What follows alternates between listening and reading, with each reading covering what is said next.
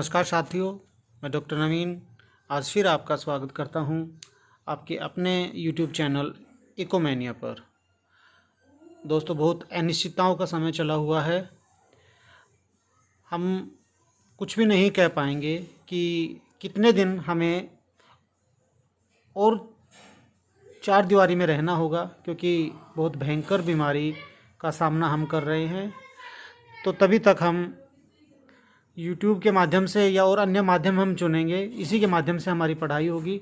Interactive teaching जब तक नहीं होती तो पढ़ाई में उतना आनंद तो नहीं आता, परंतु ये भी एक जरिया है, हम अपनी पढ़ाई को आगे बढ़ा सकते हैं। तो साथियों, 4 कॉन्सेप्ट आज हम आगे और बढ़ाएंगे और ये बहुत महत्वपूर्ण भी हैं, और इनकी जानकारी अगर आपको होगी, इनको अच्छे से समझ गए हैं आप, तो मैक्रो इकोनॉमिक्स आपकी मुट्ठी में आने वाली है। नेशनल इनकम वाला जो टॉपिक सबसे मुश्किल माना जाता है, अब वो आपका होने वाला है। तो 4 जो हमारे आज के कॉन्सेप्ट हैं वो है net factor income from abroad, net indirect tax, market price and factor cost का डिफरेंस, फैक्टर इनकम और ट्रांसफ़र इनकम के बीच में डिफरेंस। तो यहाँ से जो हमारे क्वेश्चन 1 मार्कर क्वेश्चन बन ही जाता है इसमें, परंतु इसके साथ साथ 6 नंबर का सवाल का जो आप सॉल्यूशन करते हैं, हल निकालते हैं, उसके लिए भी ये बहुत महत्वपूर्ण है। तो शुरुआत करते हैं। Net factor income from abroad, विदेशों से प्राप्त शुद्ध साधन आय कहा जाता है इसको, NFIA। तो साथियों, सभी को पता है कि किसी देश के नागरिक अगर अन्य देश में जाकर काम करते हैं तो उसके बदले में उन्हें कुछ आमदनी प्राप्त होती है। वो आमदनी उनकी कहलाएगी फैक्टर इनकम फ्रॉम अब्रॉड। ऐसा भी होगा कि दूसरे देशों के लोग हमारे देश में आकर काम कर रहे हैं और यहाँ से पैसा कमा के ले जा रहे हैं, तो वो हमारा कहलाएगा फैक्टर इनकम टू अब्रॉड। तो net factor income from abroad और टू अब्रॉड, ये 2 कॉन्सेप्ट बनते हैं, और दोनों का डिफरेंस अगर आप निकाल देंगे तो ये बन जाएगा हमारा net factor income from abroad. तो टू अब्रॉड और फ्रॉम अब्रॉड 2 वर्ड आप याद रखें, बड़ा आसान हो जाएगा काम।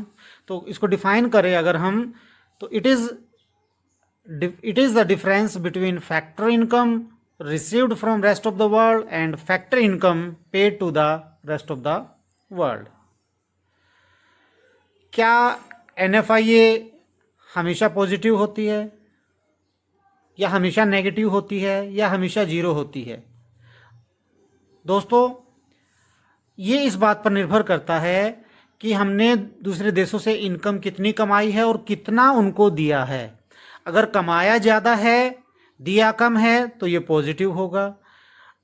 अगर दिया ज़्यादा है, कमाया कम है, तो ये नेगेटिव हो जाएगा। अगर दोनों बराबर हो जाएं, आपके जितना दिया था उतना ही आपने वहाँ से कमा लिया, तो ये जीरो माना जाएगा। तो ये जो टर्म है आपकी net factor income from abroad, ये बहुत महत्वपूर्ण है, क्योंकि ये डोमेस्टिक इनकम और नेशनल इनकम जब आने वाले चैप्टर में आप कैलकुलेट करेंगे तो उनके डिफरेंस में बहुत मदद करता है ये। क्योंकि डोमेस्टिक इनकम में अगर हम net factor income from abroad add कर देते हैं तो ये हमारा नेशनल इनकम बन जाता है। तो विस्तार से आगे पढ़ेंगे, अभी यहाँ पे जरूरत नहीं है। दोस्तों, net factor income from abroad के 3 मुख्य घटक हैं, 3 कंपोनेंट हैं। Net compensation of employees, net income from property and entrepreneurship, और लास्ट है नेट रिटेन्ड अर्निंग। तो जल्दी से इनको समझने की कोशिश करते हैं। Net compensation of employees, income earned by resident from abroad, payment made to non resident. मैं वर्ड यहाँ पे रेजिडेंट नॉन रेजिडेंट यूज़ कर रहा हूँ, तो इसमें इंडिविजुअल भी इंक्लूड हो गया, इसमें इंस्टीट्यूशन भी इंक्लूड हो गया, तो ये कन्फ्यूजन कहीं नहीं होना चाहिए। तो जितना किसी देश के निवासियों ने दूसरे देश से कमाया है और जितना उनको पेमेंट की है, उसका डिफरेंस क्या कहलाएगा? Net compensation of employees. और एक शर्त इसमें है, एक कंडीशन जरूर लगी है इसमें, कि वो आमदनी 1 साल या इससे कम में कमाई हुई होनी चाहिए। क्योंकि 1 साल से ज़्यादा अगर व्यक्ति किसी देश में रहता है और उसके इकोनॉमिक इंटरेस्ट उस देश के साथ जुड़ जाते हैं, तो वो उसी देश की डोमेस्टिक टेरिटरी में इनकम गिनी जाती है और वो वहीं का नॉर्मल रेजिडेंट कहलाता है। दूसरा हम बात करेंगे net income from property and entrepreneurship. तो वेजेस की बात हमने ऊपर कर ली है, नेट कंपनसेशन ऑफ एम्प्लॉयज़ में उसको वेजेस कह सकते हैं। तो 3 चीज़ें अब हमारी बची फैक्टर इनकम की, रेंट, इंटरेस्ट एंड डिविडेंड। तो रेंट, इंटरेस्ट और डिविडेंड जो हमारे देश के नागरिकों ने दूसरे देश से अर्न किया है और दूसरे देश के नागरिकों ने हमारे देश से कमाया है या कहें कि हमने उसको पेमेंट के रूप में उनको दिया है, उसका डिफरेंस क्या कहलाएगा? Net income from property and entrepreneurship. तीसरा हमारा मुख्य बिंदु है नेट रिटेन्ड अर्निंग। जितनी भी हमारी कंपनीज हैं दूसरे देशों में कमाती हैं और दूसरे देशों की कंपनी हमारे देश में हैं, उनको पेमेंट के रूप में कुछ दिया जाता है, तो उसी का डिफरेंस हमारा क्या कहलाता है? Net retained earning. तो रिटेन्ड अर्निंग का कॉन्सेप्ट क्लियर होना ज़रूरी है। रिटेन्ड अर्निंग कौन सी होती है? प्रॉफिट में से जो कुछ हम बचा कर रखते हैं, प्रॉफिट में से जो कुछ रिजर्व के रूप में रखा जाता है कॉर्पोरेट टैक्स देने के बाद, और डिविडेंड्स, लाभांश देने के पश्चात जो कुछ हमें बचता है, लाभांश होता है आपका शेयर होल्डर्स का हिस्सा, तो वो देने के पश्चात कंपनी के पास जो कुछ बचता है, क्योंकि उसको आगे इन्वेस्टमेंट, निवेश भी करना होता है, तो निवेश के लिए जो पैसा बचाया है उसने, वो उसकी रिटेन्ड अर्निंग होगी। तो ये 3 मुख्य बिंदु हैं इसके, net factor income from abroad के। इनको 2-3 बार आप रिवाइज करेंगे तो आपको याद हो जाएंगे। आगे बढ़ते हैं, अब बात करते हैं net indirect tax. Net indirect tax difference है इनडायरेक्ट टैक्स का और सब्सिडी का। इसको ज़्यादातर NIT लिखा जाता है, अधिकतर बुक्स में आपको NIT के नाम से मिलेगा ये, और इसी को याद आपने रखना है। इनडायरेक्ट टैक्स और सब्सिडी 2 शब्दों का इस्तेमाल यहाँ पर हुआ है। इनडायरेक्ट टैक्स कौन से होंगे? वो सारे टैक्स जो सरकार के द्वारा इम्पोज किए जाते हैं, लगाए जाते हैं उत्पादन के ऊपर और वस्तुओं और सेवाओं के विक्रय के ऊपर। Imposed by the government on production and sales of goods and services. तो इनडायरेक्ट टैक्स हमारे ज़्यादातर अब कवर हो गए हैं GST में। ज़्यादा डिटेल में नहीं जाना हमने, इनडायरेक्ट टैक्स के और भी कई पार्ट हैं, परंतु अब इसको हम समझेंगे simply GST, goods and services tax के रूप में। तो एक बड़ा एग्जाम्पल इसका बन जाता है। इनडायरेक्ट टैक्स आपसे पूछे इसका एग्जाम्पल दें तो GST आप बताएंगे। उसके बाद दूसरा जो इम्पोर्टेंट एस्पेक्ट है इसका, वो है सब्सिडीज़। ये एक आर्थिक सहायता है सरकार के द्वारा दी हुई। किन को दी जाती है? फर्म्स को भी दी जाती है ये आपको, और हाउस होल्ड्स को भी, घरेलू क्षेत्रों को भी दी जाती है, ताकि उनके कल्याण के लिए सरकार कोई कार्य कर सके।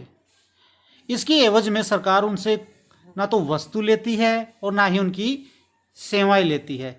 तो ना आपने वस्तुएं दी हैं ना सेवाएं दी हैं, परंतु सरकार ने आपको फिर भी आपके कल्याण के लिए कोई आर्थिक सहायता आपको की है।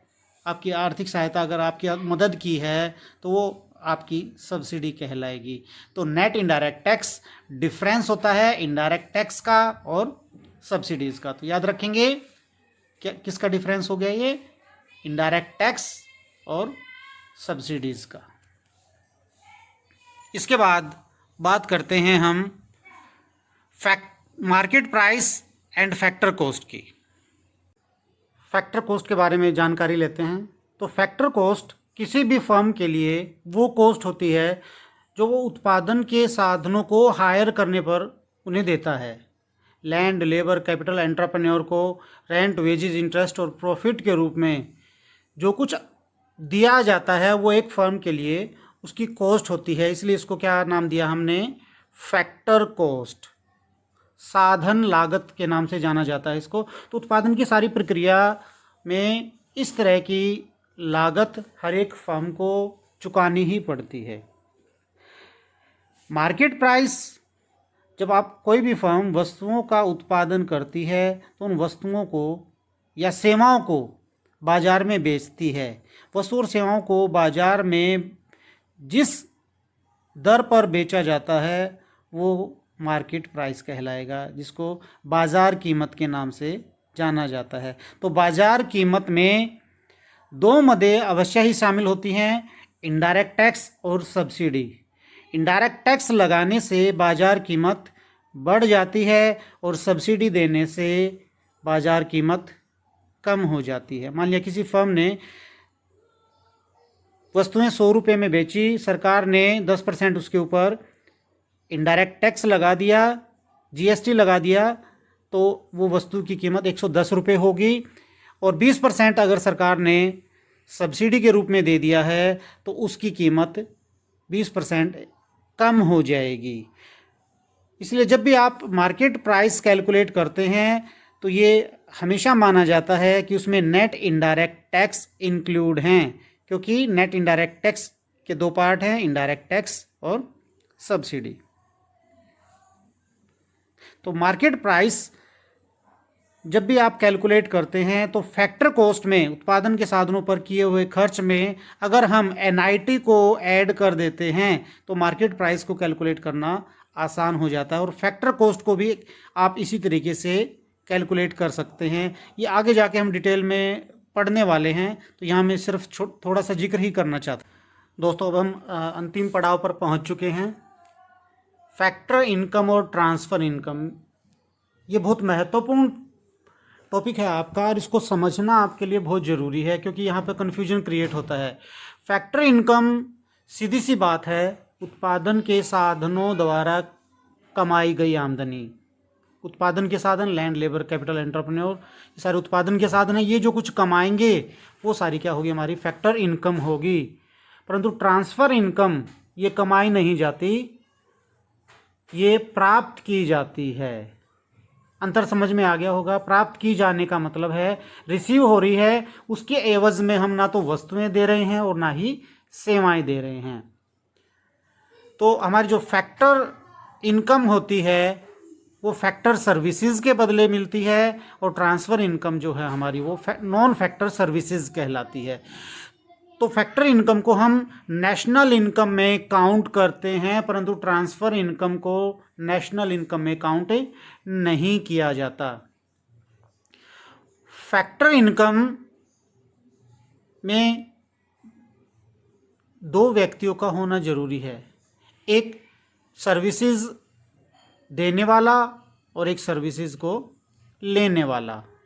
तो इसको हम बायलैटरल इनकम कहेंगे, क्योंकि देने वाला भी है, लेने वाला भी। एक फर्म ने किसी मजदूर को हायर किया और उसके बदले में उसको उसकी मजदूरी दे दी, तो इसका मतलब क्या है, यहाँ पे बायलैटरल ट्रांजैक्शन हो रहा है, तो इसको हम बायलैटरल इनकम कहेंगे। परंतु ट्रांसफ़र इनकम में यूनिलैटरल इनकम होती है ये, क्योंकि एक तरफा ही ट्रांजैक्शन हो रहा है। यहाँ पे सरकार ने किसी व्यक्ति को मदद करने के लिए उसको कुछ आर्थिक सहायता की, परंतु उस व्यक्ति ने उसके बदले में सरकार को कुछ भी नहीं दिया, ना गुड्स दी ना सर्विसेज दी। तो ये क्या है, यूनिलैटरल इनकम है, एक तरफा है। ये जो भी ट्रांजैक्शन हुई है वो वन साइडेड हुई है। तो इसके एग्जांपल में अगर फैक्टर इनकम के एग्जांपल आप लें तो रेंट, वेजेस, इंटरेस्ट, प्रॉफिट इसके एग्जांपल हैं, और scholarship, old age pension, pocket allowances ये सारे ट्रांसफ़र इनकम के एग्जांपल हैं। अब यहाँ पे एग्जाम में कई बार पूछ लिया जाता है कि old age pension transfer income है या नहीं, तो हमारा जवाब होगा old age pension transfer income है, परंतु रिटायरमेंट पेंशन फैक्टर इनकम है, क्योंकि इसके बदले में व्यक्ति ने अपनी उम्र भर अपनी सेवाएं सरकार को या किसी कंपनी को दी हैं, उसकी एवज में ही उसे पेंशन दी जा रही है। तो वो जो पेंशन है, रिटायरमेंट पेंशन है, वो उसकी फैक्टर इनकम का हिस्सा होगा। तो आज के लिए इतना ही दोस्तों। उम्मीद करता हूँ कि आप अपने घर पे सुरक्षित होगे, अपने परिवार को सुरक्षित रखे हुए होगे और अपनी पढ़ाई को सुचारू रूप से चला रहे होगे। दोस्तों, एक चीज़ की कमी मुझे खल रही है, मैं कोशिश कर रहा हूँ अपनी तरफ से, मेरे लिए भी ये प्रथम प्रयास है, बहुत लंबा अनुभव नहीं है यूट्यूब पे मेरा। आप लोग कमेंट बॉक्स में जो कुछ आपको पूछना होता, आपको समस्याएं होती हैं, वो लिख के नहीं भेजते। तो कमेंट बॉक्स आपका खाली रहता है, तो ये कमी मुझे खल रही है लंबे समय से। लाइक शेयर सब्सक्राइब भी आप करेंगे तो मेरा उत्साह और बढ़ेगा, और अच्छे तरीके से जब मेरे पास संसाधन आ जाएंगे सारे, तो मैं और अच्छे तरीके से या स्कूल में जाऊंगा, तो शायद हो सकता है और भी बहुत बेहतर तरीके से मैं आप लोगों को पढ़ा पाऊँ। तो साथियों, अपना सहयोग बनाए रखें, सुरक्षित रहें। नमस्कार।